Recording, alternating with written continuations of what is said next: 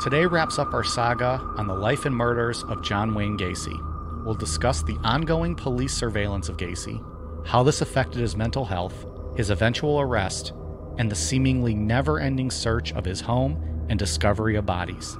We'll also take a look at his trial, his defense's strategy, and his inevitable conviction. It's time to put Pogo the Clown down. I'm Mike. I'm Ian. And this is Pogo the Clown. Stick around to hear the exciting conclusion of the story of my alter ego, John Wayne Gacy. Then, go lay down in your crawl space and fuck yourself. This is Necronomipod. In Chicago, the jury in the Gacy mass murder trial will decide a sentence today after finding Gacy guilty of murder. Norma Quarles reports.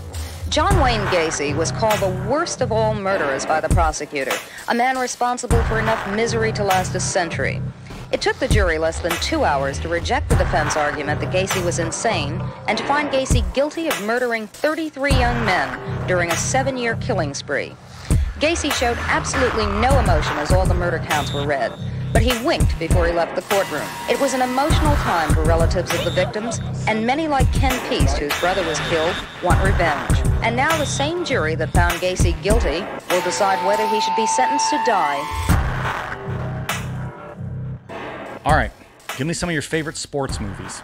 I'm throwing something at you here off the top. Think about it a little bit. Some of your favorite sports movies. Doesn't have to be the best, the top 3 even. Just give me some ones that you enjoy, that you like.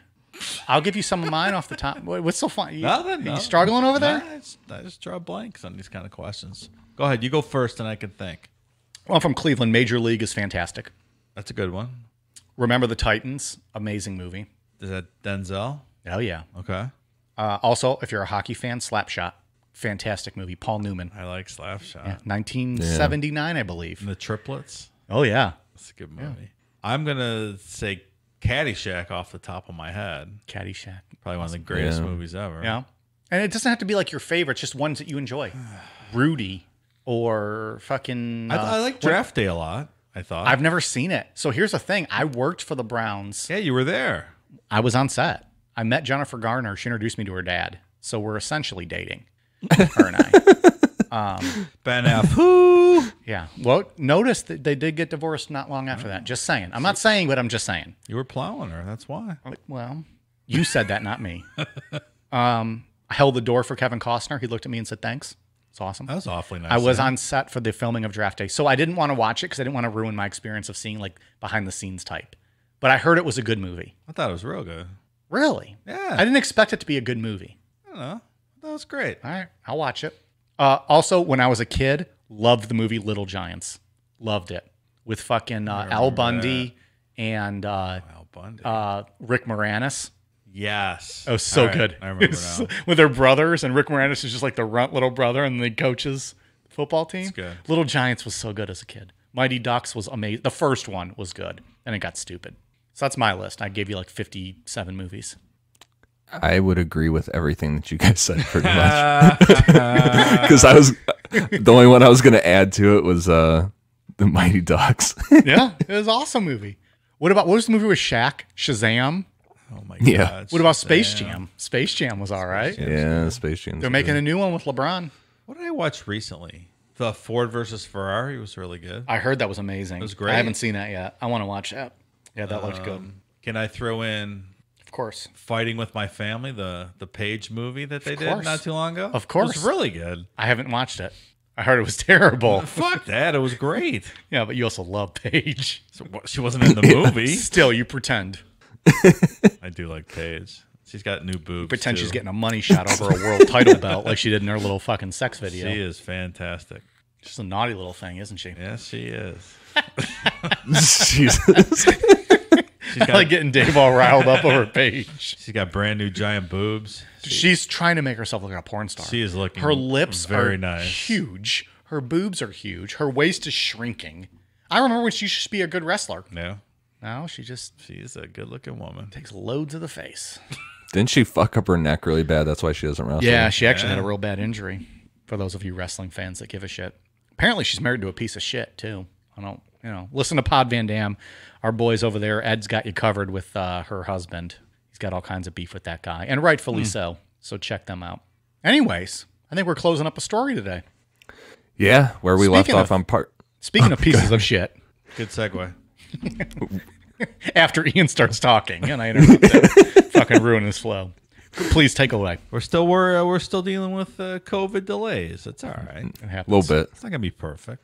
Where we left off on part 2, Gacy had given that drunken confession to his lawyers and passed out halfway through it and just got up in the morning and said, "Got to go tend to my business stuff. I'll see you guys later."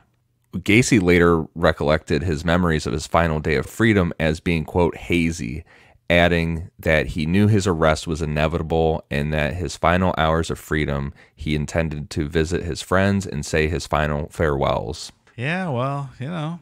I mean, they were ramping up everything. They were just taking all of his vehicles. They had the dogs sniffing his cars and stuff. I mean... So do you think resignation has clearly set in at this point?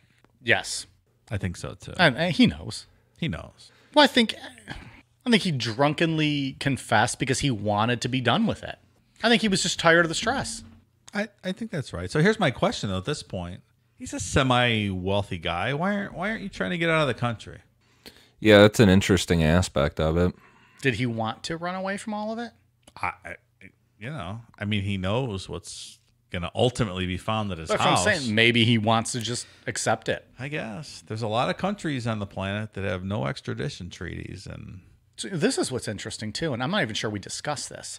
Somebody on Instagram commented on one of our photos and said he has a whole page dedicated to his meetings with Gacy. His entire Instagram is dedicated to his one-on-one meetings while Gacy was in prison. Really? And said Gacy loved the attention he got. I believe that for sure. So I never followed up with the guy other than, just saying cool, or something to that effect. But he allegedly met with Gacy he's got all kinds of photos apparently of him and Gacy while Gacy was in prison, and said Gacy ate up all the media attention he got. Ian, I think that's a potential interview for you. Yeah, that would be really cool. Really I'll send you the interesting. information. Yeah. So anyways, I'm just saying that's maybe Gacy wanted to be caught. Oh, thanks for ignoring that all week, Mike. I That's didn't great. ignore it. I paid attention to it. I just didn't tell you guys. Let me find this. Upon leaving his lawyer's office, Gacy drove to a Shell gas station where, in the course of filling his rental car, he handed a small bag of weed to the attendant, Lance Jacobson. Jacobson immediately handed the bag to the surveillance officers, adding that Gacy had told him, quote, "The end is coming for me. These guys are going to kill me." Not too far off, yeah. So this kid was like, "Yeah, I'm not taking this here. I'm going to give it to the obvious cops that are trailing you." Yeah, there's like 10 cops watching you fucking pogo the clown. You're giving me bags of weed. Gacy then drove to the home of a fellow contractor, Ronald Rode. Inside Rhode's living room, Gacy hugged Rode before bursting into tears and saying, quote, "I've been a bad boy. I killed 30 people, give or take a few." Oh, my God. I've been a bad boy. Ah. The little horn gimmick. Oh, my God. Gacy then left Rode and drove to David Cram's home to meet with Cram and Rossi. As he drove along the expressway, the surveillance officers noted he was holding a rosary to his chin as he prayed while driving. After talking with Cram and Rossi, Gacy had Cram give him a scheduled meeting with Leroy Stevens. As Gacy spoke with his lawyer, Cram informed the officers that Gacy had told him and Rossi that the previous evening he had confessed to his lawyers his guilt in over 30 murders. Gacy then had Cram drive him to Mary Hill Cemetery, where his father was buried. Aw, proud Papa Gacy. Yeah. Doesn't Cram and Rossi sound like a comedy duo? Cram and Rossi sounds like a vinaigrette that I'm going to pour on my salad. The new Cram and Rossi vinaigrette. You got the comedy stylings of Cram and Rossi this evening. Give a big round of applause, folks. Cram and Rossi. Rossi and Cram. That'd be one of those studios like they snap. Like there's no clapping. It's just turtlenecks and snapping of fingers. As Gacy drove to various locations that morning, police outlined their formal draft of their second search warrant. The purpose of the warrant was to specifically search for the body of Robert Peist in the crawl space. Upon hearing from the surveillance detectives that in light of his erratic behavior, Gacy may be about to commit suicide, police decided to arrest him on the charge of possession and distribution of marijuana in order to hold him in custody as the formal request for the second search warrant was presented. So big distro charge for giving the kid a little bag of weed at the gas station. Yeah, well, like I said, This is they the were cops like playing the system. Yeah, sure. Yeah, because they're like getting that vibe that this guy's going to kill himself here, saying all these goodbyes and shit. Yeah. At 4:30 p.m. on December 21st, the eve of the hearing of Gacy's civil suit, the request for a second search warrant was granted by Judge Marvin J. Peters. After police informed Gacy of their intentions to search his crawl space for the body of Robert Peist, Gacy denied the teenager was buried there, but confessed to having killed a young man in self-defense and buried his body under his garage. Of course, that's the only murder he committed. It was self-defense. Only did it once. Yeah. He probably could have got away. If How he dare would've that just- kid defend himself when Gacy tried to handcuff him and rape him in the ass? That was that weird one, that first one, where he just was making him breakfast, but he still had the knife in his hand. Yeah. Oh, that's right. Yeah. Remember we? Well, allegedly. Well, That's what allegedly. The kid Yeah, made him according to breakfast and then Gacy. entered his bedroom with a knife in his hand. I'm not sure I really buy that, though. You never What did he know. say? Like the table was set for the two of them and whatever? He just woke up out of a deep sleep and thought he was trying to kill him. He was just making him breakfast, though. Who knows? I'm not a right? morning person either, so. It's true. Don't come and try to wake me up, tell me you got breakfast. Just let me sleep. Armed with the signed search warrant, police and evidence technicians drove to Gacy's home. Upon their arrival, officers found that Gacy had unplugged his sub pump and that the crawl space was flooded with water. To clear the water, they simply replaced the plug and waited for the water to drain. He's like, yeah, I'll just unplug my sump pump. I'll flood them. Yeah, they'll never find it then. Okay. After it had drained, evidence technician Daniel Genty entered the 28 by 38 foot crawl space, crawled to the southwest area, and began digging. Within minutes, he had uncovered putrefied flesh and a human arm bone. Genty immediately shouted to the investigators that they could charge Gacy with murder. Genty also added, quote, "I think this place is full of kids." Can you imagine was that he just scene? basing that on what he had found based on like the bones he had found? So I was watching And like some news maybe clips. the size of like the grave, I guess. Maybe. Yeah, so when I was watching some like old news archives of this, like when all this was going down, and one of the lead investigators was doing an interview before they like dug up the whole crawl space, and he said that there were like mounds everywhere in there where you could tell that something was buried, so they were going to have to dig up all of them. So I think once he found that arm and like looked around and saw like these little mounds of dirt everywhere, that he was like, yeah, there's probably kids buried in every one of these mounds. Do you think they even meant like smaller kids? Like, because we're talking like late teenagers, right? Like 15 to 18 or 20. Do Right. you think initially they meant like younger? Oh, I don't know. Maybe. The victim was too decomposed to be piced, and as the body was later unearthed, a crime scene technician discovered the skull of a second victim alongside this body. Later excavations of the feet of this second victim revealed a further skull beneath the body. Because of this, technicians returned to the trench where the first body was unearthed, discovering the rib cage of a fourth victim within the crawl space, confirming that there was a massive scale to these murders. Because who's going to think about that? They're like, this one guy, maybe two people. Well, but he had But already you got- admitted to how many, so who knows what you're thinking at this point? Yeah. Well, I mean, It's just unimaginable, though. yeah, I would not be After- going in there digging this shit up. Oh, can you imagine being down in that No. fucking crawl space? It'd be terrifying. It'd be Holy sad. shit. It'd be horrible. It'd be smelly. It'd be disgusting. It's a special kind of people to be able to do that. It really is.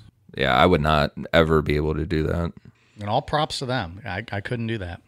After being informed that the police had found human remains in his crawl space and that he would now face murder charges, Gacy told officers he wanted to, quote, clear the air, adding that he had known his arrest was inevitable since the previous evening, which he had spent on the couch in his lawyer's office. Drunk. I'd be out of the fucking country, man. Unless he just wanted the attention and was like... That's what I was saying yeah. before. Yeah. In the early morning hours of December 22nd, 1978, and in the presence of his lawyers, Gacy provided a formal statement in which he confessed to murdering approximately 30 young males, all of whom he claimed had entered his house willingly. Some victims were referred to by name, but most names Gacy claimed not to know or remember. He claimed all were teenage male runaways or male prostitutes, the majority of whom he had buried in his crawl space. One victim was from Round Lake, another had been from Michigan. When shown a driver's license issued to Robert Haston, which had been found on his property, Gacy claimed to not know this individual, but admitted this license had been in his possession of one of his victims. Do you think it's an excuse in his mind with this whole they had entered willingly stuff? Probably. Yeah, I think so. I think so. Maybe like Kemper, how he always paints himself out to be a good guy. Yeah, like if you wouldn't have put yourself in this situation and entered my house, you would have been fine, kind of thing. Yeah. Absolving yourself of responsibility. Yeah. He probably wasn't quite as smart as Kemper was, but I think just still. Yeah, sure. He's still an intelligent guy. Gacy claimed to have only dug 5 of the victims' graves in this location and had his employees, including Gregory Godzik, dig the remaining trenches so he would, quote, have graves available. In January 1979, he had planned to further conceal the corpses by covering the entire crawl space with concrete. I would have maybe placed a little more urgency on that concrete work. But he's been doing this for years. Know. It's just, they all get comfortable. Yeah, you're right. I mean, talk about premeditation, though, right? For real. Oh, yeah, for sure. When specifically questioned about Peist, Gacy confessed to strangling him at his house on the evening of December 11th after luring him there. He also admitted to having slept alongside Peist's body that evening before disposing the corpse in the Des Plaines River in the early hours of December 13th. The reason he had arrived at the police station in a dirty and disheveled manner in the early hours of December 13th was that he had been in a minor traffic accident en route to his appointment with Des Plaines officers after disposing of Peist's body. In this accident, his vehicle had slid off an ice-covered road, and he had unsuccessfully attempted to free the vehicle himself before the vehicle had to be towed from its location. It sure is bold, man. Yeah. They all get that way, though. What's funny is, though, he's getting that way now that he kind of knows he's caught. A lot of the killers, they get that way just because they get comfortable with their killings and they get sloppy. He knows he's going away, I feel like. Like, he doesn't care. That whole sleeping next to Peist's body adds a new layer to the shit he was doing. It's really weird, man. Oh, man. I can't, I just cannot even imagine. No, I'm terrified of dead bodies. Like, even of loved ones. Yeah. I don't want to go near them. It's just creepy. Let alone fucking getting off or sleeping with them. Ooh. Yeah, wait till we get to Jeffrey Dahmer. He would keep people for multiple days and sleep in bed with them. I thought we unanimously voted that we're never going to cover Dahmer, right? We asked him. We're never going to cover him. Who? Jeffrey who? Yeah. Stop asking, folks. Motherfuckers. Just go away. We're not covering Jeffrey Dahmer. Or Ted Bundy. Fuck off with that. Never, ever, ever. We'll be covering that in a couple months. So, probably. Accompanied by police and his lawyers, Gacy was driven to the spot on the I-55 bridge from which he had confessed to have thrown the bodies of Peist, Landingen, and 3 other victims that summer into the Des Plaines River. Gacy was then taken to his house and instructed to mark his garage floor with orange spray paint to show where he had buried this individual he had supposedly killed in self-defense, whom Gacy named as John Buktovich. During his confession to assist officers in their search for victims buried beneath his house, Gacy drew a rough diagram of his basement upon a phone message sheet to indicate where their bodies were buried. 26 bodies would ultimately be unearthed from Gacy's crawl space over the next week, and 2 more were later unearthed somewhere else on his property. Can you imagine just going about your day-to-day life, just knowing there's 20-something bodies just rotting in, under your floorboards? I can't. Like, I couldn't put myself in that headspace. It's just such insanity. Or like when he would have his summer parties and all those people would be coming over to his house and there's just bodies underneath the floor. Like, how can you do that?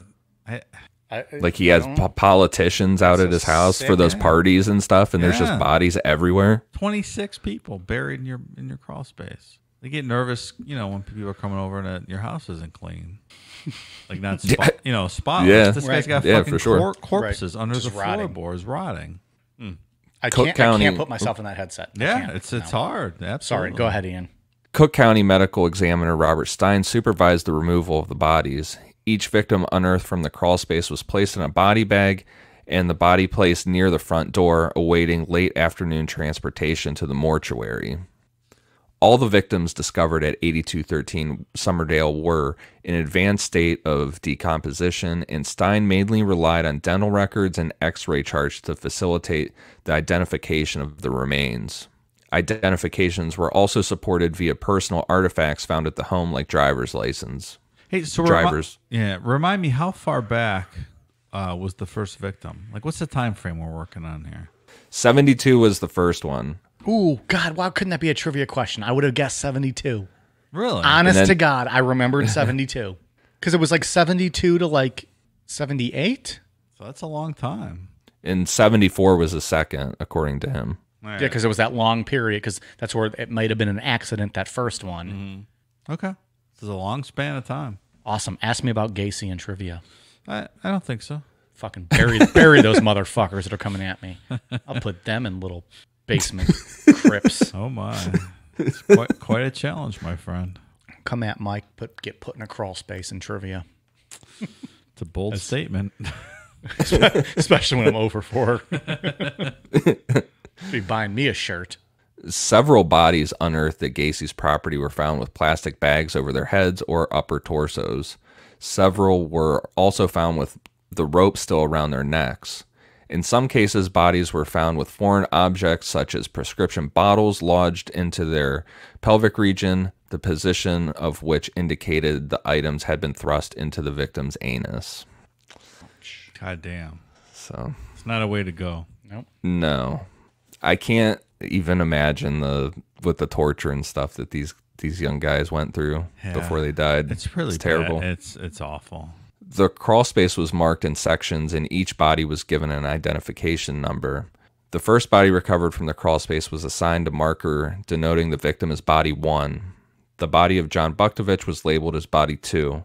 On December 23rd, investigators returned to unearth 3 corpses which had been buried in the same trench as Body 1. Body 3 was buried in the crawl space directly above Body 4. Alongside Body 5 was buried directly beneath Body 1. A cloth rag was found inside this victim's mouth. Are you guys drawing a map at home? Because you should be, based on Ian's descriptions. I hope you're all drawing a map. Send us your photos of the maps of these bodies. The search for victims was temporarily postponed over Christmas. 4 more bodies were unearthed on December 26th. Bodies number 6 and 7 were buried in the same grave. Body 7 was gagged with a cloth, leading investigators to conclude this victim most likely died of asphyxiation. Body 8 was found with a tourniquet used to strangle him, still knotted around his neck. And Body 9 was found beneath a layer of concrete and was found to have several stab wounds to the ribs and sternum, suggesting that was Gacy's first victim. The breakfast guy we were just talking about.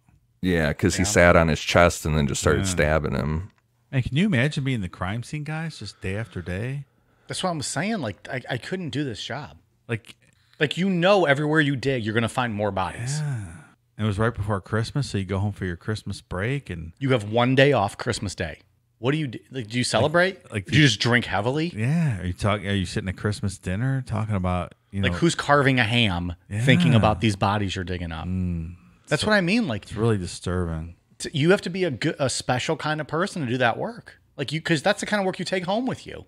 You don't just forget about the little body like of a teen boy you dig up and you go home and like you sleep well that night. Yeah. That's why props to them. On December 27th, 8 more bodies were discovered. Body 10 was buried face upwards parallel to the wall of the crawl space directly beneath the entrance to Gacy's home. Both Body 11 and Body 12 were found with a ligature around their necks, and both were buried beside each other in the center of the crawl space, directly beneath the hallway.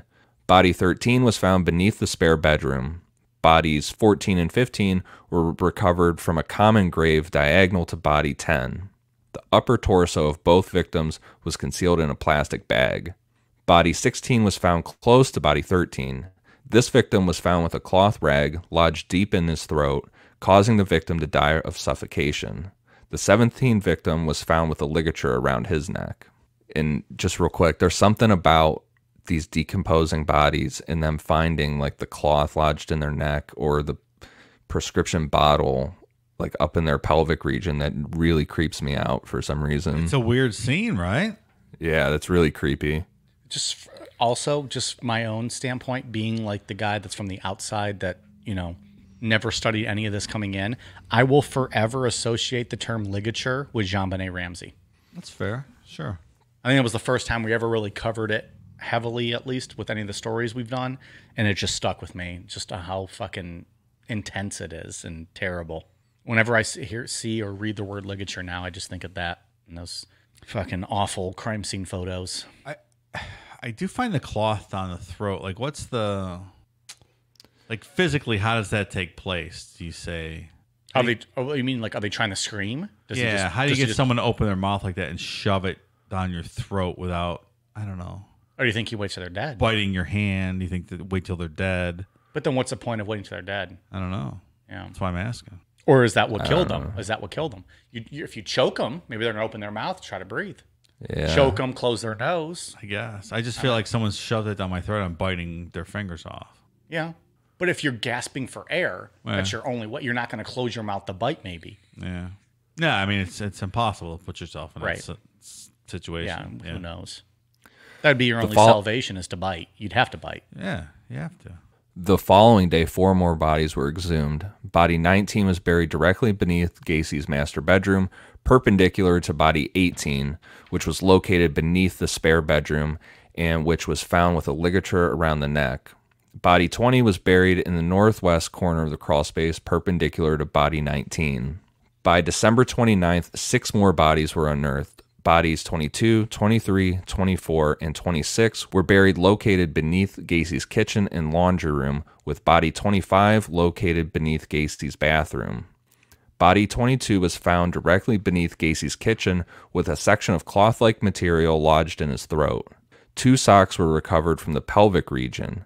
This victim was buried directly beneath body 21, recovered the previous day. How did he keep track of where they're all buried? Like, I mean, he clearly had a system. Did he? I don't know if that's true. I mean, everyone's beneath everyone. He had other people digging the graves. Or is it just... Or you think he just stacked them all up? Whatever room's open that day or whatever spot's open that day? I guess, maybe. I don't know. It just seems It does seem to be chronological, though. I know what you mean. He's just... He's got these people placed everywhere. Like there was no multiple bodies in a grave. I think it's just pile on until this one's full, and then have one of these schlubs dig me a new one. I guess so. Operations were then suspended due to the Chicago blizzard of 1979, but resumed in March despite Gacy's insistence that all buried victims had been found. When we talk about stories like this, I start thinking about how many other houses like this are out there that have never been found, Like people that weren't as sloppy, as brazen as Gacy, covered their tracks a lot better. Because back in this day, it's almost like if you didn't get cocky and arrogant, you could probably do a good job of just randomly killing people if you were random about it and killed people. This guy was picking off people that work for him. I mean, and got away with it for this long. The trail was led back to him. So imagine if you were random, like who was it? Like the Richard Chases that were random? Or was it It was Richard Chase, right? He the was orange coat. Completely random. He's the one who just shot the guy getting groceries out of his driveway. Yeah. Ask me about him, motherfuckers, in trivia. Goddamn, pallies. But I mean, the number of people that go missing in this country every week. How many houses are filled with bodies like this? How many places like this have we just not found? I think it's a scary question to ask. I know the FBI says that at any given time, they estimate that there's actively like around 250 active serial killers in the United States at any given time. I'm one of them, so just so you guys know. Really? Yeah. Didn't we talk about this before? During your pee breaks? Yeah, pee break killer. Yeah. Pee break killer. You think he's pissing. He's murdering motherfuckers. and then pissing on the graves. Jeez. So if you go by the FBI's estimates, there should be like 250 How many of these places out there. That's five in each state. What did Kemper say? How many did he say there was going on? Didn't he give a number at one point of what he estimated? He just said that there were more people like him in the world. Oh, I thought he had given like a number at one point. I can't remember if he did or not, but I know he did say that there's more people like him I'm sure out there. there is. Yeah, fuck yeah. I don't want to know the specifics on that. On March 9th, body 28 was found wrapped within several plastic bags and buried beneath the patio approximately 15 feet from the barbecue pit in Gacy's backyard. And that's what I mean about people like partying at his house and shit. Like, people were just standing on top of that body. It's creepy. Oh, maybe Rosalind Carter. Well, I don't think she let's made not it to his throw house. let's not throw the first lady under the bus here. I don't think she went to his house. I don't think so. She's a sweetheart. On March 16th, body 29 was found beneath the dining room floor. And then Gacy's vacant house was almost immediately demolished after the investigation in April of 1979. Boy, I guess if I live in that neighborhood, I'm for that, right? Yeah, and those news archives I was watching, there were some interviews with people in the neighborhood, and that's what everyone's like. You just look out your front window and you just see they're just pulling bodies out of this house all day long. We want this house gone and this over and done with. Can you imagine looking at that every day out your front window? Body after body after body after body. No, of course I'd be sitting there watching. Well, of course. Yeah, I have a case of beer. I'd be sitting there watching Holy it, but it'd be shit. It'd be terrible. What's there now? Do we know? A new house. Is it literally just like a residential area? Yeah. I didn't. yeah. Well, I mean, like we talk about like H.H. Holmes, and now it's like just a fucking big ass block. No, of it's a residential stores. neighborhood. So it's just a new house at the same place. Northwest of O'Hare, I think we talked about last week. Yeah, someone built a Yeah. new house in there. People still have to be going by that house then, It's for sale. Not too long ago it was for sale. Is it right now? and it's still known as probably the Gacy house. It's The got to Gacy be property. the yeah. property. Sure. The new house. On Would you the buy that Gacy house? Would you get that? property. Would you live there, Dave? And I don't mean like buy it like because you had extra money and you want to own it. Would you move there if you needed to live I there? don't think my wife would allow that. No. Okay. Ian, would you do it? Yeah, I think same course, answer. of course you would Same do it, answer as though. Dave, but I would have no problem with that. I mean, I don't It's a new house. believe in hauntings or anything like that. It's just not. You just don't want to live there. I don't really want to live. No, the guy's a fucking piece of filth. I don't. It's just not a good place to live. It probably wouldn't be healthy. I don't think. Like it's just not a good environment to be in. It's just bad karma, man. Yeah, I kind of. They should build a agree park with Do you that. there. believe in karma, Dave? I don't know. I don't think you believe in karma. Probably Do not. you? No, it's just something cool to say. But no. I do. I But need it's just to. like- when I say just- something stupid, I got to get those vibes off me. We know, Do Ian. something good. We know. Yeah, we we know. know you don't love that. That's why you were offering Dave all kinds of cookies the next pay-per-view he came to your house after you fucking told that I did. motherfucker off. I said something real stupid at Dairy Queen, and then I was like, "Oh man, I got to get this shit off me." So I gave Dave all kind of cookies. Oh, I thought it was gave because Dave's- you fucking threatened his life when he was eating a cookie after that one pay-per-view No, UFC. I said something really stupid at Dairy Queen, and Dave didn't come over that night, so I sent his wife home with some cookies to give Dave because I just needed to get that vibe off of me. Man, you and Jim Cornette, you don't like Dairy Queens. I mean, to answer your question, I would not buy. It's just not. You don't want to live there. I don't It's want to just a live bad there. I would space. not buy it because John Wayne Gacy lived there. I think he's a piece of garbage, and I would not want. But it's not. He didn't live there. He lived in that space. It's just air. I wouldn't want to occupy that space. I agree. Do I think it's a bad spiritual place? No, I don't believe in stuff like that. But I- would I buy it for the Gacy shock value of it? No, of course. Well, not. if I had the extra money, I would. Sure, I would I would. not. Again, I wouldn't live there. I would buy it for the value, and I'd turn it into like some kind of museum or something. Yeah. But no, I agree. I don't believe in karma and all that BS. But I just wouldn't buy it just because it's just not. It's not a good place to live. Like people are going to look at you. You're going to be talking about you. You're going to have to answer questions about it. I mean, to draw a similarity line here, the guy, we live 10 minutes away from Jeffrey Dahmer's childhood home. There's a guy in a similar situation who now lives in that house, and has done interviews and stuff about living in Dahmer's childhood. Can we home. get him to talk on the show? I think we're gonna probably try. Can we get him come in studio? He's fucking 10 minutes away. I'll give him some he's beers. not far. I'll pay for his fucking alcohol that night and drive him home.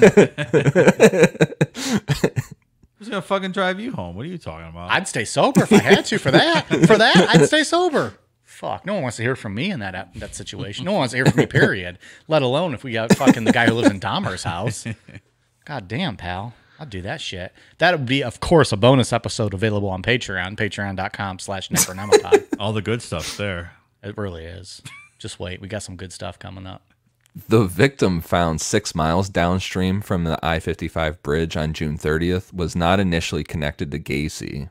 In January 1979, this victim was identified via fingerprint records and from a distinctive tattoo on his left bicep reading, quote, Tim Lee, which was an homage to Bruce Lee. And they identified this victim as Timothy O'Rourke.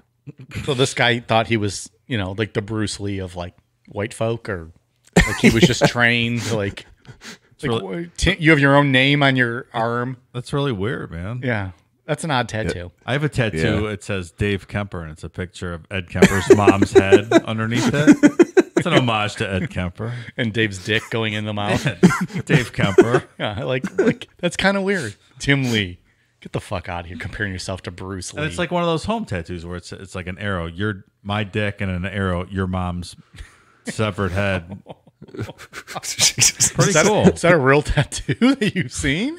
No, I'm just. Oh, I thought stuff up. you said it like you were like, oh, that's like one of those tattoos you've seen. And I was like, wait, people fucking have this? Have you ever seen like those homegrown tattoos, or like a guy, I'm trying to remember what it was. I have no ink on my body. A stick figure drawing in the guy, and it's like me, and it's like an arrow, and it says your mom. Okay, I've seen that. Something like that. An autopsy was unable to discount strangulation as the cause of death. This victim was numbered 31. Following Gacy's arrest, investigators discovered he was a further victim. The cause of death of Frank Langdon, who was assigned victim number 32, was certified at autopsy as suffocation through his own underwear being lodged in his throat, plugging his airway and effectively causing him to drown on his own vomit. It's such a bad way to go. It's just so That's a harsh way. Disrespectful, and it's brutal. All these really ways he killed people is terrible. It's just, none of it's pleasant. Like, he liked to torture them. He liked to make them suffer. Yeah, it's specifically brutal in a lot of these. On December 28th, one further body linked to Gacy was found 1 mile from the I-55 bridge. This victim was identified as James Mazzara, whom Gacy confessed to having murdered shortly after Thanksgiving. Mazzara had been strangled with a ligature. On April 9th, 1979, a decomposed body was discovered entangled in exposed roots on the edge of the Des Plaines River in Grundy County. The body was identified via dental records as being that of Robert Peist. A subsequent autopsy revealed that 3 wads of paper-like material had been shoved down his throat while he was still alive, causing him to die of suffocation. That's just, that almost makes me panicky trying to think of that. Then you're still alive and something is jammed into your throat. I agree completely. Which, like Dave brought up earlier, how do you do that?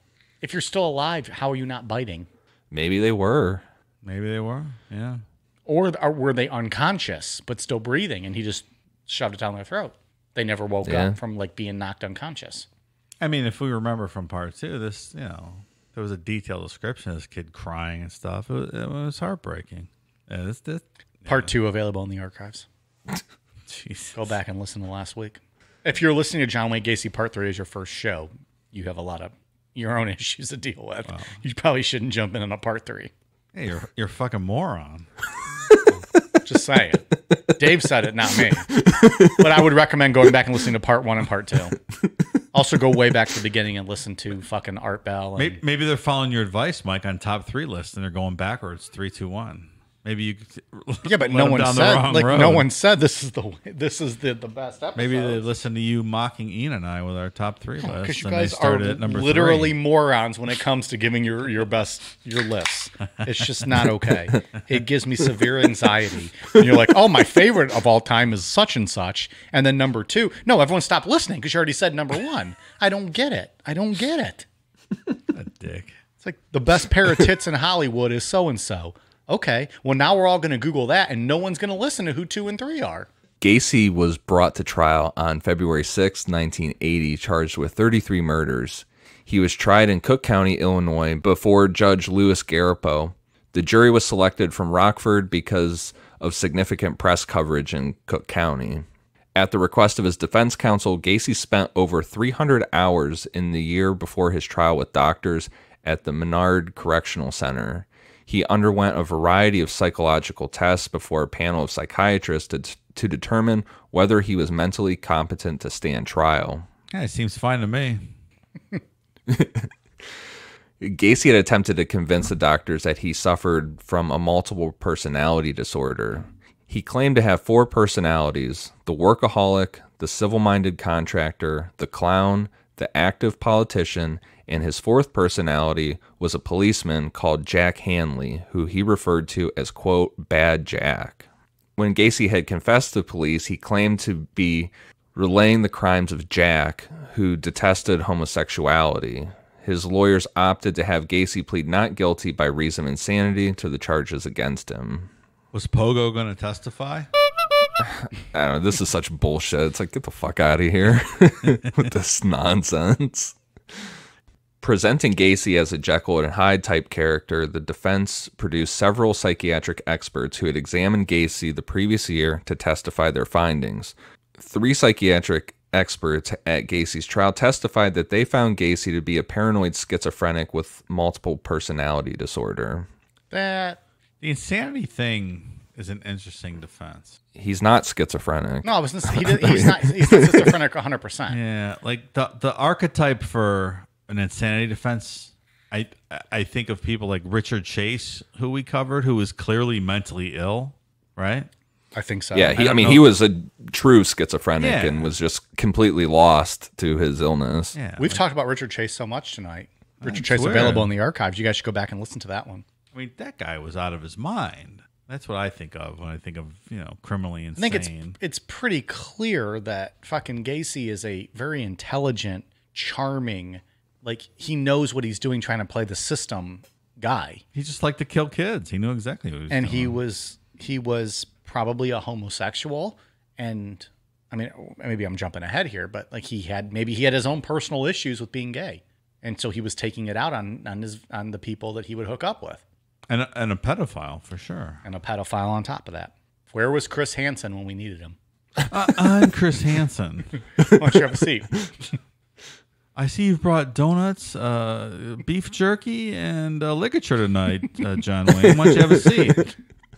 Dude, I can watch To Catch a Predator fucking all day, every day. That show is so entertaining. And I'm so glad those pieces of shit get what they have coming to them. Look here, Chris Hansen. I came to fuck. Who'd you come to fuck, Mr. Wayne? I came to fuck pilgrims, Chris Hansen. You're going to get out of my way or I'm going to shoot you with my 6-shooter.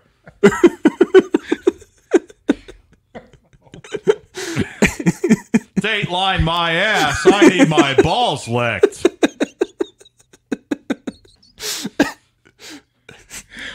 We'll be right back. We like to drink beer. A lot of it. After a long night of drinking and talking crime and conspiracies, there's nothing that wakes us up and gets us ready to start the day better than Just Brew coffee. With a great selection of roast levels to choose from, you're guaranteed to find one that suits your style. Small batch roasted to highlight the unique features of each coffee bean, Just Brew Coffee caters to both casual and hardcore coffee drinkers alike. Since 2010, Just Brew Coffee has worked tirelessly to perfect the roasting process and technique, which has resulted in seriously delicious, always flavorful, and never bitter tasting coffee. If you're already drinking JBC, raise your mug. If you're not, raise your standards. Check out their online store at youjustbrew.com and up your coffee game today. Use code NECRO15 to receive 15% off your order of 2 pounds or more. And remember, they roast, you just brew. Today's episode of Necronomipod is brought to you by Beardology. There are a lot of imitators out there, but there's only one place I buy my beard oil.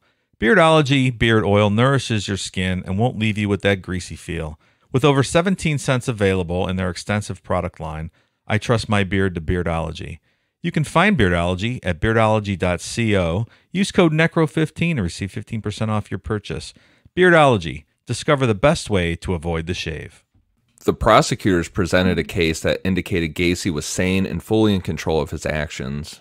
To support this, they produced several witnesses to testify to the premeditation of Gacy's actions and the efforts he went to in order to escape detection. Those doctors refuted the defense doctors' claims of multiple personality and insanity. Cram and Rossi both confessed that Gacy had made them dig trenches and spread bags of lime in his crawl space. Both testified that Gacy periodically looked into the crawl space to ensure that they and other employees ordered to dig these trenches did not deviate from the precise locations he had marked. Cram testified in August 1977, Gacy had marked a location in the crawl space with sticks and told him to dig drainage trenches, quote, a couple feet wide and knee-high in order that a plumber could install piping. I'm sure everyone knows, but lime dissolves bodies. But do we think these assholes knew what lime was used for while they were performing this work in the crawl space? Well, that's like we talked about in part 2, that Michael Rossi, a lot of people suspect he was one of the accomplices. Like, he knew. I don't know. I just feel like it's common knowledge what lime does, right? I would say so. But these are also just young kids working for their boss. Just working for a powerful man. I guess. They're told to do what they had to do. I'm just saying I don't necessarily know if I don't think most of these people knew what they were doing. No, you don't think so? I do not. Most of them. Maybe this Rossi, there's an argument for. Most of these kids, I don't think so. You better spread that lime, good pilgrim.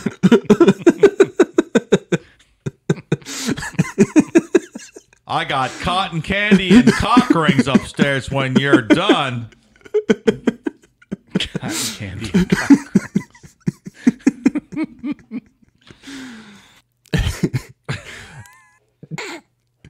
Immediately after Cram had completed his testimony, Rossi testified for the state. When asked where he had dug in the crawl space, Rossi turned to a diagram of Gacy's home on display in the courtroom. This diagram showed where the bodies were found in the crawl space and elsewhere on the property. Rossi pointed to the location of the remains of unidentified victim known as Body 13. Rossi stated he had refused to dig any other trenches, but at Gacy's request, he supervised other PDM employees digging trenches in the crawl space. How many fucking people would you let down there in your crawl space? You're hiding bodies.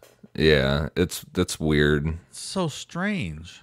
On February 18th, Robert Stein testified that all the bodies recovered from Gacy's property were, quote, markedly decomposed and putrefied skeletalized remains, and that all of the autopsies he performed, 13 victims had died of asphyxiation, 6 of ligature strangulation, 1 of multiple stab wounds to the chest, and 10 in undetermined ways. When Gacy's defense suggested that all 33 deaths were accidental by erotic asphyxia, Stein called this highly improbable, which, yeah. Like, are they suggesting Probably. autoerotic asphyxiation by all of these individuals? Yes. Yeah. That's... He accidentally was, having sex and killed 33 people. How do you get off, Dave? I'm sorry. Don't judge this guy. So I guess one of my other questions here is why, like, they're just shooting for an insanity defense. They're not denying he did this. When you're shooting for the insanity defense, you're not trying to... You're trying to say he shouldn't be facing the maximum sentence. Yeah, you're not denying he did Right. this. You're trying to get him in a mental hospital And they are versus a literally- criminal prison. But why are they contesting all this evidence if their main focus is just trying to get him off as a criminally insane Isn't individual? it just to get some kind of doubt in a jury? No? Yeah, Dave, it sounded like... again, Dave, you're dealing with the jury. Yeah. Just you put any doubt. I mean, would you not just throw all those darts in the air? If you're a defense attorney, why would you not? It's a good point. Let's make him sound crazy and let's defute the evidence, and then we'll just see what sticks. Yeah, I agree. Sure. People are stupid, Dave. Oh, people are stupid. We have an epidemic of stupidity in this country, my friend. Jeffrey Rignall testified on behalf of the defense on February 21st, recounting his ordeal. Rignall wept repeatedly while describing Gacy's torture of him in March 1978. Asked whether Gacy appreciated the criminality of his actions, Rignall said he believed that Gacy was unable to conform his actions to the law's expectations because of the, quote, beastly and animalistic way he attacked me. During specific cross-examination relating to the torture, Rignall vomited and was excused from further testimony. Man. Again, like, why do you have to hammer the prosecution's witness if you're just trying to get off on insanity? I get what you're saying. You're playing anything, I think. Like, why are you disputing the facts of the case? You're already admitting that. But you're saying I'm not responsible legally because I'm insane. I agree. It doesn't at all add up, but... On February 29th, Donald Voorhees, whom Gacy had sexually assaulted in 1967, testified to his ordeal at Gacy's hands and Gacy's attempts to dissuade him from testifying by paying another boy to spray mace in his face and beat him.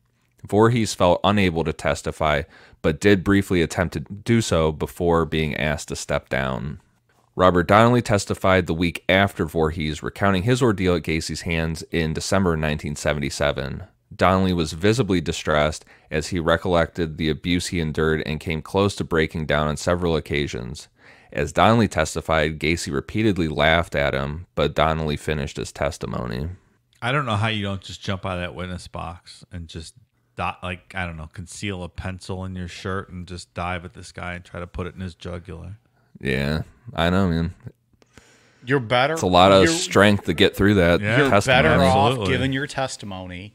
And then, I understand it's not as fulfilling, but you're not going to get to him, probably. You're going to jump out of the box. You're going to get tackled by the deputy. You never know, man. But I'm just saying, you're better off giving your testimony, standing strong, and then in the end, he's, this guy, well, at least in this story, he's going to get his. Yeah. No, you're right. But I agree. Like, how the fuck do you do that? Yeah. During Donnelly's cross-examination, one of Gacy's defense attorneys, Robert Moda, attempted to discredit his testimony, but Donnelly did not waver from his testimony of what had occurred.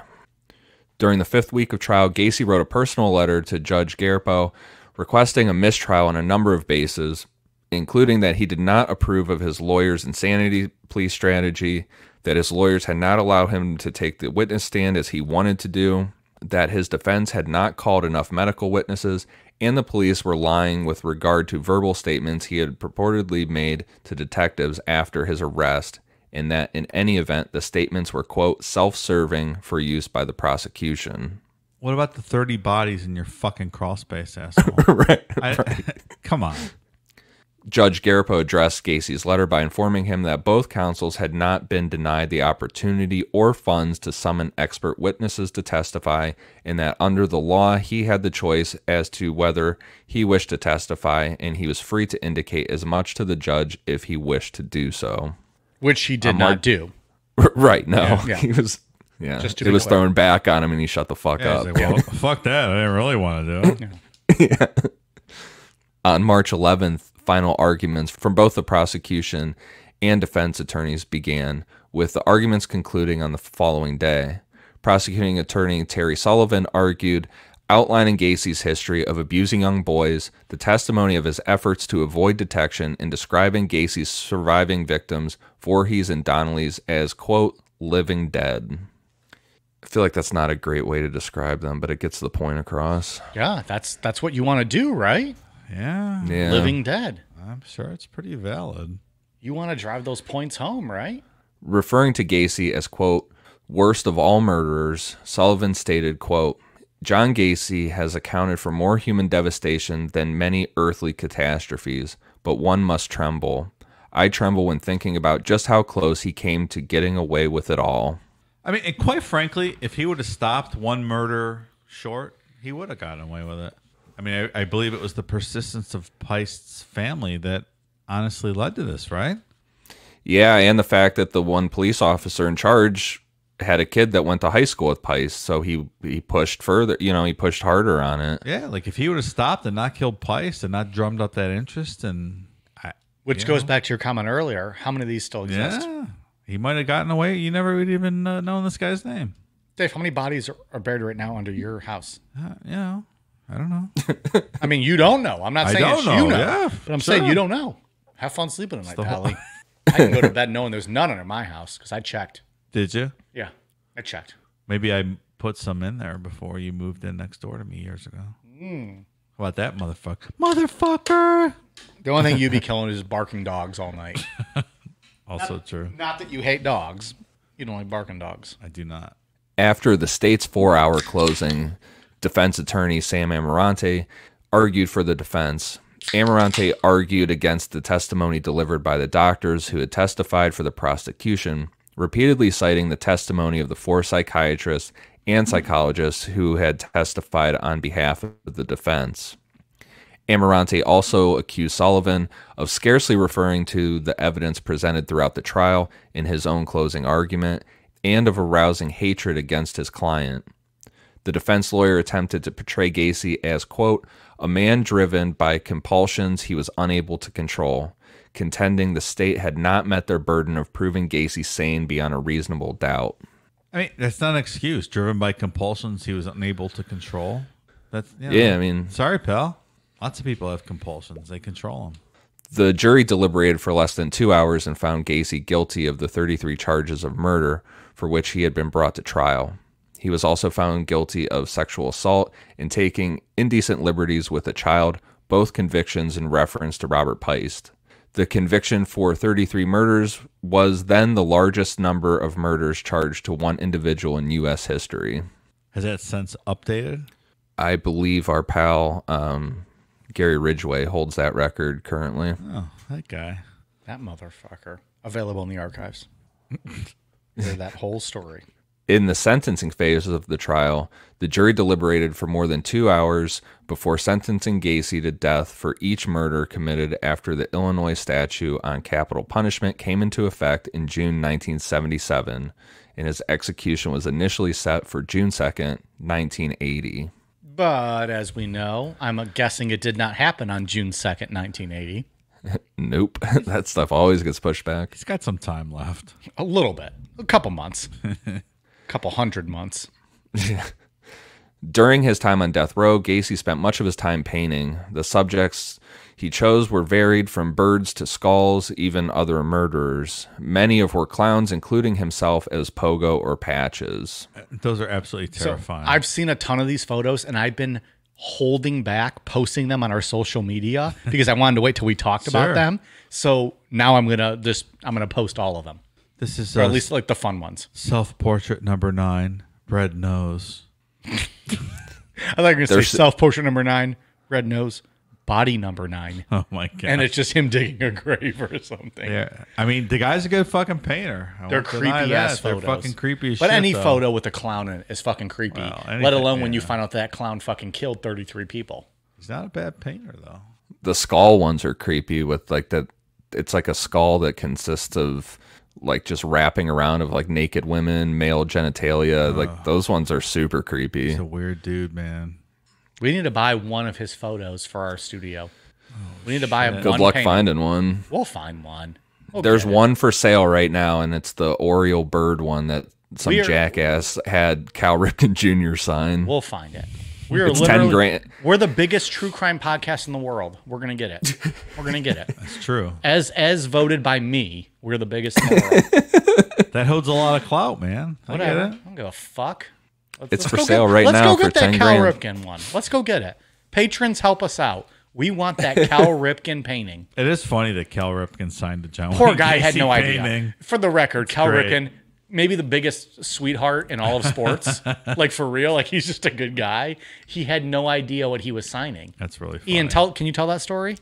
Yeah, someone got a hold of it and took it to the. It was a painting of an Oriole, like the just an Oriole bird. Baltimore Orioles. Yeah. Cal Ripken, the Iron Man of the Major League Baseball. Yeah, and got him signed. I believe it was the same person took Gacy's painting of the Seven Dwarfs as the Chicago Cubs and took that to a Cubs game and got a bunch of the Chicago Cubs to sign that one as well. Right. And those poor guys had no idea what the fuck they were doing either. Yeah, they didn't know what they were signing either.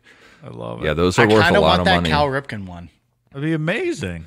10 grand, pal. It's up for sale right now. Hey, help us out, listeners. We want that. His quote Hi Ho series includes scenes from the Seven Dwarfs, and that, like we just talked about, he did one of the Chicago Cubs that they signed. Hi ho, it's off to work we go. Although Gacy was permitted to earn money from the sales of his paintings until 1985, he claimed his artwork was intended to, quote, bring joy into people's lives. I mean, that's what he's been doing all along. Yeah. What happened in Many 85? Is it the Son of Sam law went into effect and he could no longer profit? Yeah, they said, yeah, fuck off. You're not getting money anymore for this shit. Good. Many of Gacy's paintings have been displayed at exhibitions. Others have been sold at various auctions, with individual prices ranging between $200,000 and $20,000. His clown costumes and some of his paintings are on display at the National Museum of Crime and Punishment. And I believe it was the famous one of him as Pogo, like the self-portrait of Pogo that went for $20,000. Where is the National Museum of Crime and Punishment? We've had some listeners go there and send us Is that the photos. one in Pigeon Forge, Tennessee? Is that what it is? Is that the one? I think so. Yeah. Why there? There's a bunch of stuff in Pigeon Forge. It's like tourist stuff. I went to the Titanic Museum there one time. Of course, because when I think of Titanic, I think of Tennessee. That's pretty cool, actually. They got a ton That's of just why shit. there? Why there? They had a ton of fucking authentic stuff from the Titanic. It was pretty cool. Did they have Kate Winslet's tits? They did not. Pass. So, you know, something else I read that I thought was interesting about Gacy in prison is that when he was on death row, a bunch of prisoners got together and wrote this long, rambling letter to like the warden or prison authorities, whatever, talking about how they were scared of Gacy because he had free roam of the whole place and access to like gardening tools and stuff, and they were afraid he was going to kill them. Really? Yeah. Other Interesting. prisoners. Other prisoners. All these guys were on death row. So all these guys were fucking murderers. They were scared that Gacy was going to fucking kill them all. But he got, you know, he was a model prisoner. He never caused any trouble. So he did gardening, whatever. So he got little gardening spears and tools and whatnot. They all got together and they were terrified of Gacy. Really? Yeah. If you were on That's death interesting. row, Yeah. if you were on death row, Dave, would you rather have your death row and live it out and then they execute you? Yeah. Or maybe in your sleep, Gacy just mutilates your head with like a gardening hoe. You don't expect it. You're sleeping. No, I'd go the distance for sure. You'd want to go the distance. I want my last meal. Yeah. Okay. Fuck yeah. Ian, what about you? I would rather wait for the end of it. You want the death row. Yeah. Oh, yeah. How about you? The last meal's intriguing. I know what I'm thinking about the What last the meal. fuck else are you looking for? I don't know. But just dying in your sleep, like not knowing that like a fucking thing's gonna just come through your head, and then you're just dead. That's just at the end of it. It's appealing. But I at the get same it. time, you're on death row for so long that you almost have to feel like you're gonna get out of it, right? Like he was on death row for 14 years. Sure. So- That's not even long comparatively. So in some sense, like you might just think, I'm gonna just naturally die in here. also true. Like it just goes on and on. It's never ending. I'm not cutting Which it is short. also I could be weird. there forever. Which is Absolutely. also weird. Like imagine you're on death row for 25 years. When that day comes, how weird is that? You've been knowing you're gonna die for 25 years, Yeah. living on death row, and it gets stalled. It's stalled. It's stalled. Now it's the day. How do you accept that? Have you already accepted it, or have you just accepted that you're just gonna die naturally because it's you've essentially started a new life on death row. 25 years. I would agree with that. Sure. The mindset is interesting to me. When you wake up that morning, this is the day I'm going to die. I think you're that? like, I've been planning for this all along. We always knew this day would come. But after 25 years I have or whatever 25 it is, years they can't take away from me. right? that But my mindset, what I'm thinking is, are you even accepting it at that point? Like, how do you wake up thinking, probably. yeah, today's a day? Because I guess they give you a date, but they've been giving you a date for 25 years that kept getting moved. Sure. And now it's like, oh gosh, this hasn't been an extension. Now they're asking my last meal. Agree. It's just interesting to me. The whole thing's interesting. Still don't love it. It's just interesting. It's very fascinating. Yeah, I get it. Any hoodles. Ian, get us back on track, I guess. We went somewhere. On the morning of May 9th, 1994, Gacy was transferred from the Menard Correctional Center to Statesville Correctional Center in Crest Hill to be executed. That afternoon, he was allowed a private picnic on the prison grounds with his family. For his last meal, Gacy ordered a bucket of Kentucky Fried Chicken, a dozen fried shrimp, French fries, fresh strawberries, and a Diet Coke. All right, obviously I have to break this down. I mean, he was the colonel after all. Yeah. So, you know. Dave, you don't like the Kentucky Fried Chicken. Ian loves it. I don't like fried chicken. You don't, which just baffles me. I don't love How do you it. not love fried chicken? It's so good. I don't know. I just don't love it. What's your favorite kind of chicken then? Like what? You like Chicken- grilled chicken? Chicken parm. Chicken. Oh, that's fucking awesome. All right, good answer. Good answer. And wings on my grill. You want? Yeah, that's a good answer. Grill chicken parmesan is fucking Chicken phenomenal. parm's the best. It is really good. Ian, you love Kentucky Fried Chicken. I love it. I you love think- fried chicken. Do you think I do too? Man, I don't like a fried chicken leg is the greatest thing in the world. I Or can chicken make breast. I can Chicken make breast. fried chicken on my grill that you would swear is fried chicken. I will try that. All right. Absolutely. Do you think the dozen fried shrimp was from KFC? I don't know. Does KFC have? I don't fried know. shrimp? I don't know. I guess it I was don't know that. 94. Yeah, I don't know. French fries, fresh strawberries, and a Diet Coke. Okay. That's an okay meal. I'll give that a B+ for the last meals. You don't like fried chicken. I'm not giving it a B plus. I give it a B+. Have we all discussed our last meals? I feel like we have. I don't know. Yeah. Okay. Ian says yes. I Moving on. I'm going out fancy. I'm not going out fried chicken. You want a ribeye, I'm at going least. out oysters, ribeye, fucking foie gras, A case of Miller Lite. caviar. Case of Miller Lite. I don't think the Miller Lite's allowed. That's all I would want is just alcohol. I just want to get shit-faced.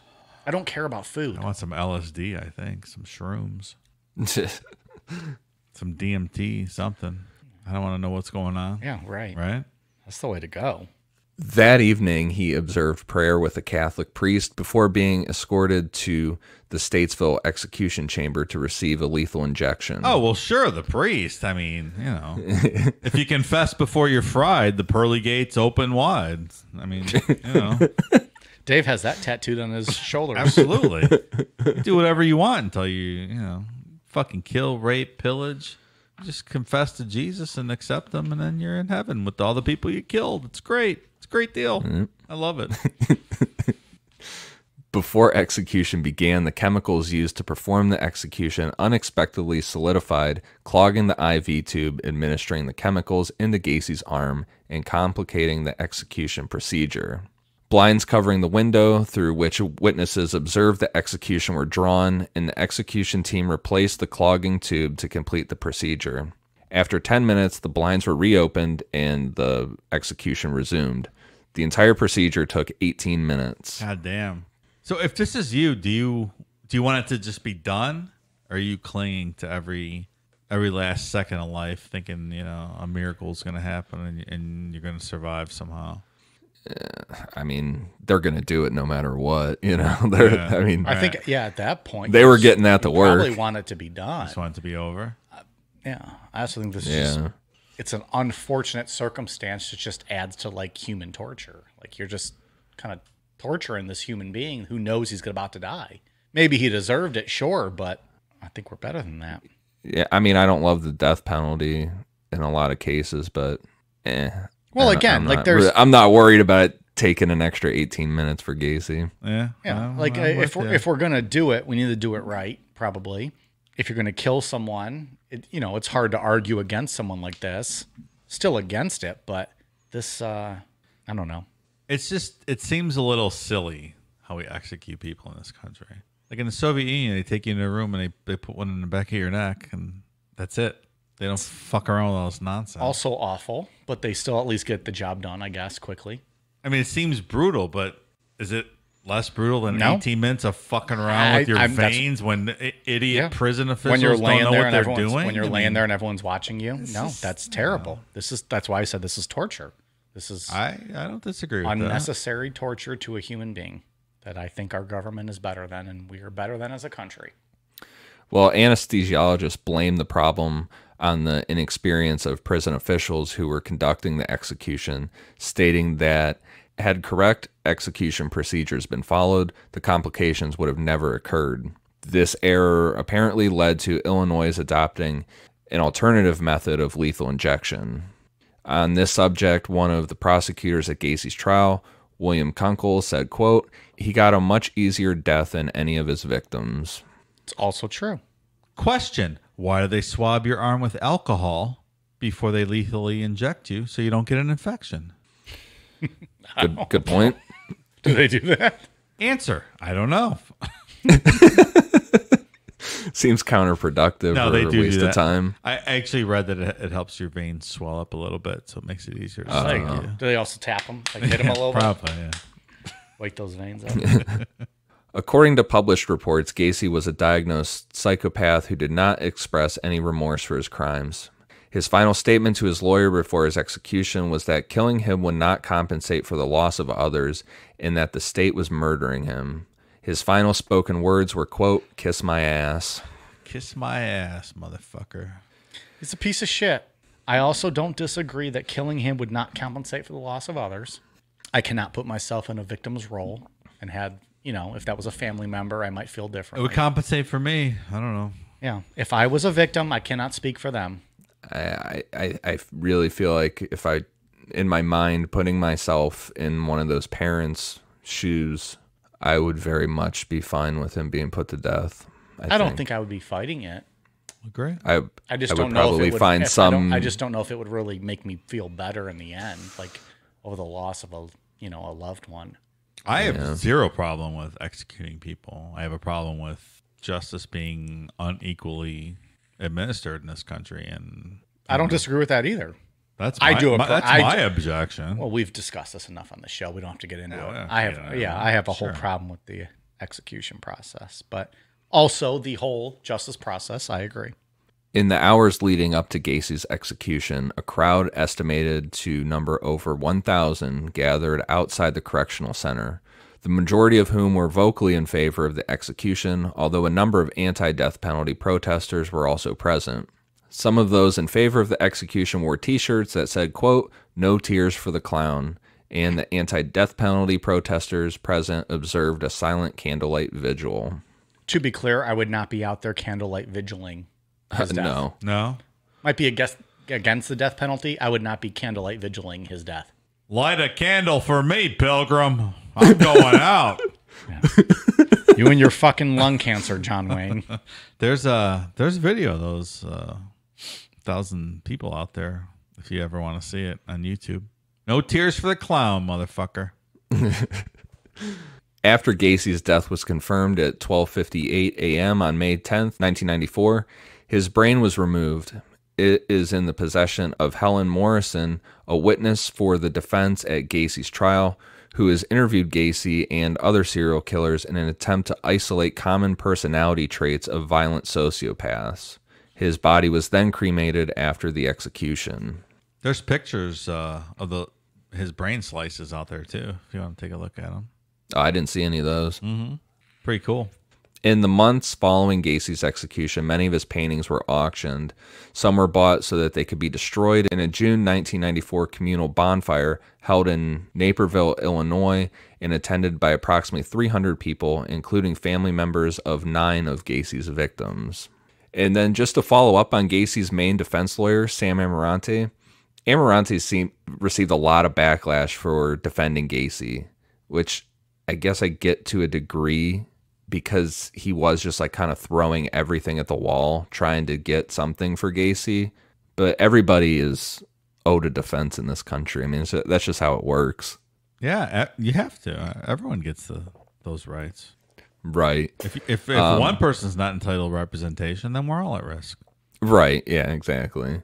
Amirante turned around all this backlash and in 1984 authored procedures that were incorporated by the Illinois General Assembly into the Missing Child Recovery Act of 1984. Amirante since stated that the primary inspiration for this legislation was the fact that at the time of the Gacy murders, there had been a 72-hour period which police in Illinois had to allow to elapse before initiating a search for a missing child or adolescent. The Illinois Missing Child Recovery Act of 1984 removed the 72-hour waiting period. Other states across America subsequently adopted similar procedures and sensibilities, as a result of which a national network aimed at locating missing children was gradually formed. The national network has since developed into the Child Abduction Emergency, commonly known today as the Amber Alert. So at least something positive came out of all this. Yeah, got rid of that 72-hour shit and got the Amber Alert out of it. Yeah. Well, fuck, it almost took us, 3 weeks to get to something positive over here. That was a tough one, man. Yep, that's the story of John Wayne Gacy. Okay, bye. One day we're actually going to cut us off when I say bye, and people are going to be shocked to shit when the episode just ends. Look, it's one person the planet's better off without. Agreed. He was not a good human being. No. Ian, what final thoughts you got on John Wayne Gacy? I don't know. Particularly brutal, the murders in this one. They are pretty savage. Yeah, I agree with that. It's a different level of brutality in this one, and I'm excited for next week. Something a little lighter. Yeah, get back into my comfort zone a bit. So it was fun to get back to like our roots though, with like a serial killer after like those 6 weeks, but we haven't had a good like cut up laugh and a good time with the story in a while. Yeah. Maybe next week. We'll try again. Who knows? I mean, John Wayne was pretty funny. Well, John Wayne was hilarious. The story of John Wayne Gacy, not so much. Yeah. Not so much, Pilgrim. God damn you, John Wayne Gacy. Will you read my Patreon lames for me, John Wayne? Maybe next time. Okay. So I have a makeup to do, and this motherfucker, we were going back and forth on Discord. I still don't know what the fuck his name is. It's either Caleb or Clabe. I said it wrong apparently the first time. I'm going with Caleb. McAfee. He also said it's okay to call him Granddaddy Long Dick. So I'm going to call him Granddaddy Long Dick. There's a 100% chance that's not accurate. Well, Caleb or Caleb, Mr. McAfee, whatever you go by. You, sir, Granddaddy Long Dick. Thank you. I hope I made things better. Yeah, take your micro penis and go home, pal. God damn. I think him and his wife both joined. I think it's his wife. Anywho. So thank you very much to him. I hope I made that name better in some way, shape, or form. Now I'm about to be fucking drunk and read a list of names about 75 pages long. Thank you very much to Austin Adams, Charles Wolenzak, Austin Hicks, Madison Nicole, Louisa Steinberger, Chancey Sanders, Danielle Engelhart, Keys Maverick, Molly Crouch, Fat Daddy, Lauren, Susan George, Jim Bickle, Monica Lee, Alexandra Janchek, Amanda Dalton, Jody Bardarash, Emily, Jake Wall, Brianna Kern, Nicholas Toledo, Fang, Mary Erler, Mackenzie Hopkins, Parker Schlatter, C. Simone, Maggie Bender, Taylor Jane, and Liz Vicenza. We appreciate you guys very much. Thank you for joining.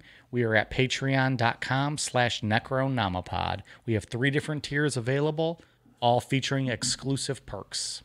Also, Maggie Bender. I hardly know her. Well, and she's canceling her Patreon as we speak. A lot of people are joining Patreon. That's all the cool kids are at, right? That's where I hang out. A lot of good material there. Yeah, I think we have some good stuff coming up. And we've had some good stuff. I would agree. Ian, what do you got from the reviews? For iTunes, I have one for Nismo Slider, Fire Lizard 420, Shell Bell 87, Biking Zach, Ginger CB 47, Jam Jam 1016, Jordan with an I, and Awesomeberg 19. Thank you guys for the awesome reviews.